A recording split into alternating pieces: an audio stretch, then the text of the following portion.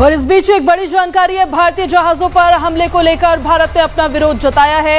S Jaishankar ने Marco Rubio से phone पर बात की है और जो वाणिज्यिक जहाजों पर कार्रवाई हुई है उसे अनुचित उन्होंने बताया है। उन्होंने कहा है कि जो कमर्शियल वेसल्स होते हैं इन पर कार्रवाई अनुचित है, जहाजों पर हुए हमले पर जवाबदेही तय हो।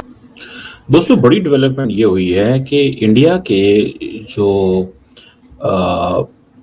मिनिस्टर फॉर फॉरेन अफेयर हैं डॉक्टर जयशंकर, उन्होंने बेसिकली कॉल की है। और कॉल भी किसको की है? कॉल उन्होंने ये की है कि why the Americans have attacked, Americans ने क्यों अटैक किया है। चाहेंगे इंडियन शिप्स के अटैक के बाद यूएस डिप्लोमेट को बुला लिया गया है, कहाँ ये चीजें जा रही हैं? ज्यादातर मुझे जो लग रहा है वो यही है कि ये रीजनल एक टेंशन है। और अब अगर आप कहें कि ये जो यूएस ने अटैक किया अगर इंडियन शिप्स पे, तो ज्यादातर हमें यही लग रहा है कि भाई अब ये जो टेंशन है वो इंटरनेशनल से डोमेस्टिक वाली साइड पे आ रही है। एक चीज पूछता हूँ, और इस रोल को रिवर्स करते हैं। सपोजिंग भारत का जेट होता और 3 अमेरिकन सेलर्स को हम मार देते इंटरनेशनल वाटर्स के अंदर, क्या होता? यूनाइटेड स्टेट्स ने अब तक हमारे ऊपर युद्ध, they would have declared a war, और साथ में हमारी सिटीज को बॉम्ब करते और हमारी इकोनॉमी को डिस्ट्रॉय कर देते, और उसके बाद पूरी दुनिया में हमें नंगा घुमाया जाता कि देखिए 3 अमेरिकन को मार दिया। हमें हमारे क्यों बंदे जो हैं वो मारे गए हैं। This is what has happened, in fact that's something very extraordinary. इसको इग्नोर नहीं किया जाना चाहिए, इस बात को और इस पॉइंट को। यूएस एंड इंडिया जो है वो कहा जा रहा है कि now they are no more, they are become regional rivals हैं। ये इस वक्त तक इंडिया के अंदर ये बातें भी हो रही हैं। जय हिंद दोस्तों, यूएस नेवी की तरफ से भारतीय शिप्स को निशाना बनाने के बाद अब जिस तरीके से भारत रिएक्ट कर रहा है, दुनिया के बड़े बड़े देश और छोटे देश भी भारत को नोटिस कर रहे हैं और कह रहे हैं कि यार ये भारत में इतनी हिम्मत अचानक से कैसे आ गई, और ये भारत जैसे कहते हैं ना, ये बच्चा इतना बड़ा कैसे हो गया। तो लोग कहते हैं कि लोग और दुनिया के जो तमाम जकार्ता इंडोनेशिया का एक मैगजीन है, तो उसमें भी मैं देख रहा था, थोड़ा सा वीकेंड है तो पढ़ने में थोड़ा अच्छा लगा। तो मतलब जकार्ता और छोटे बड़े देश में बेसिकली कहना चाह रहा हूँ, न्यूयॉर्क टाइम्स से लेके चाहे वो मलेशिया हो, इंडोनेशिया हो, ब्रसेल्स हो, दुनिया के तमाम देशों में ये प्रिंट्स छप रहे हैं कि भाई भारत ने इतना स्ट्रॉन्ग प्रोटेस्ट इन हिस्ट्री में पहली बार इतना दिखाया है अमेरिका के खिलाफ। अमेरिका के किसी एक्शन से, अगर नेवल एक्शन से किसी देश को नुकसान होता है तो मामला इस तरीके से अमेरिका शांत कर देता है जैसे कुछ हुआ ही नहीं हो। लेकिन भारत ने सबसे पहले तो भारत के मिनिस्टर ऑफ एक्सटर्नल अफेयर ने डिमार्च किया, अमेरिकन जो काउंसलेट है भारत में, वहां पे जो एम्बेसडर है उनको डिमार्च किया, उनको बुला के सुनाया। देन फिर यूनाइटेड नेशन में भारत ने खरी खरी सुनाई अमेरिका को कि they have no responsibility of human lifes. सिर्फ अमेरिकन नागरिक की जान है और देशों के नागरिक मतलब आते ही नहीं है, उनका कोई काउंट ही नहीं है। ना उनके लिए यूएन रिस्पॉन्सिबल है, ना यूएन में इतने सारे जो ह्यूमन राइट्स फलाना, तो जो वॉर के लिए बनाए गए हैं नियम, उन सब के नियम अमेरिका के लिए नहीं है। ये बेसिकली यूएन में भारत ने कहा। इसके बाद अब सेक्रेटरी स्टेट मार्को रूबियो को जयशंकर साहब ने पर्सनल कॉल करके भी सुनाया कि भाई आपकी नेवी क्या रही है, और कल को इंडियन ओशन से आपकी जहाजें अगर गुजरेंगी और भारतीय नेवी ऐसे स्ट्राइक करके उनको डिमोलिश करके 4-6 अमेरिकन को निपटा दे तो व्हाट विल यू डू, है ना? तो भारत ने ये भी सवाल पूछे होंगे। तो चीजें जो है भारत ने अमेरिका को औकात बताई है, और पाकिस्तान को ऑब्वियस सी बात है हैरानी हो रही है। और खाड़ी में हमले में 3 भारतीयों की मौत हुई थी। विदेश मंत्री एस जयशंकर की तरफ से इस पर नाराजगी भी जारी की गई है और साथ ही विरोध जताया गया है। मार्को रूबियो से उन्होंने बात की। हालांकि अमेरिका का कहना यह है कि ये जो अटैक है ये ईरान की तरफ से किए जा रहे हैं। दोस्तों, बड़ी डेवलपमेंट ये हुई है कि इंडिया के जो मिनिस्टर फॉर फॉरेन अफेयर हैं डॉक्टर जयशंकर, उन्होंने बेसिकली कॉल की है। और कॉल भी किसको की है? कॉल उन्होंने ये की है कि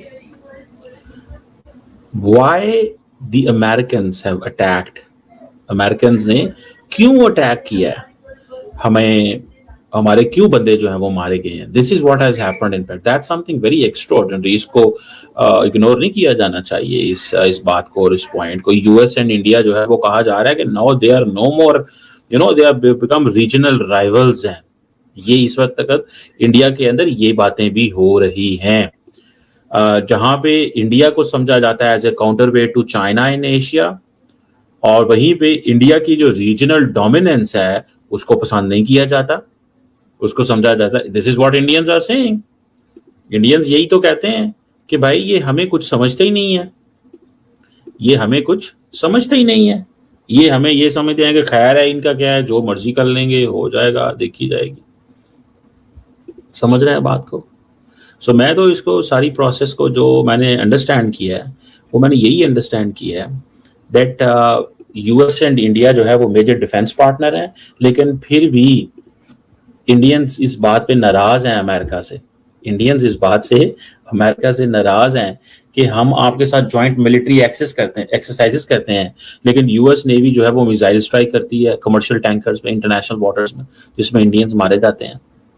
इस चीज को इंडियंस जो है वो बहुत सीरियस लेते हैं। वो कहते हैं ये हमारे लिए एक रेड लाइन है जो क्रॉस की है अमेरिका ने। सो मेजर डिफेंस पार्टनर, मैंने आपको पहले भी कहा, अमेरिकन जो हैं वो इंडिया को एक कस्टमर समझते हैं। अमेरिकन इंडिया को एक कस्टमर समझते हैं। There is nothing more than that. इस चीज से ये ज़हन में रखना चाहिए, एक इससे ज्यादा कुछ भी नहीं है। वो समझते हैं कि ये हमारा एक अच्छा कस्टमर है और हमें इस कस्टमर से फायदा उठाना है। अगर आप ये समझेंगे कि नहीं ये हमारा वो है दिस दैट है, वो ऐसी कोई बात नहीं है। देखें काउंटरवेट चाइना का काउंटरवेट है, बस दैट वाज द माइंडसेट ये है अमेरिका के अंदर। वहां पे माइंडसेट ये नहीं है कि पायना साइना दे नाल लगूं कोई 2000 साल तारीख लिखनी है। There is nothing which is common, इसके दरमियान वो चीजें कॉमन नहीं है, टू बी ऑनेस्ट। बट सीधी बात करनी चाहिए। देखें क्या अमेरिका जो है, सही मानों में आप बताएं मुझे, मार्को रूबियो जो है is a front man for Trump, ठीक है जी। क्या मार्को रूबियो ये समझते, क्या ये नहीं समझते, उनको पता नहीं है कि मसला क्या है?